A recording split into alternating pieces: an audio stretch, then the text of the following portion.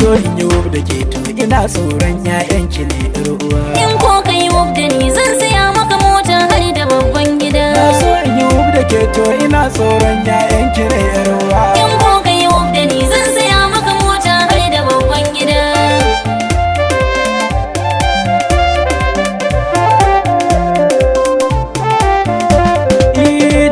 Sha rayuwa ta ina so in ga na tuka mota kuma sai dai tsoro nake kar a sami da allura a gogon zama. Domin 'ya'yanki sun ce fa'auren mun nan to idan mun yi ma ni kam duka kawai za su min ba za su kira ni babansu ba.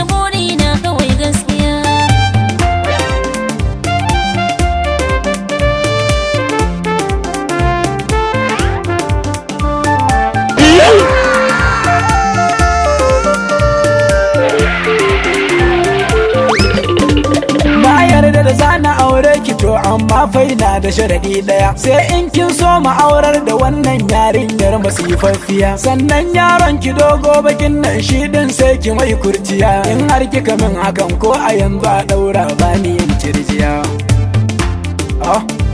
To da dai fi kam in ba haka ba kuma to kin ga hanya ta kin. In ko ka yi wub da ni zan saya maka mota har da babban gida. Na so in yi wub da ke to ina tsoron 'ya'yanki ne yar uwa. In ko ka yi wub da ni zan saya maka mota har da babban gida. To ga wani shawari dan ina da vakansin soja kwaya daya. To kai ne za ka je in ka dawo ka fi zaton su baki daya. Ni kan ba za ni ba dan kafata ta goce ga baki daya. Sai dai ki bi malamai tun da kin shaida dai za su yi kurciya.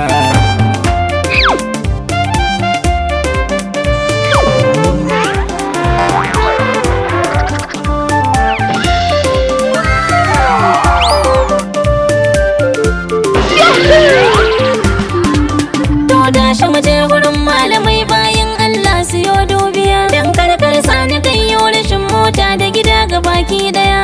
Sai dai ki gaba zan biyo bayan ki na ta shan tsamiya. Dan yarki tana fushi kar ta je ta ritsani na kasa yin zilliya. A gaskiya ne ai.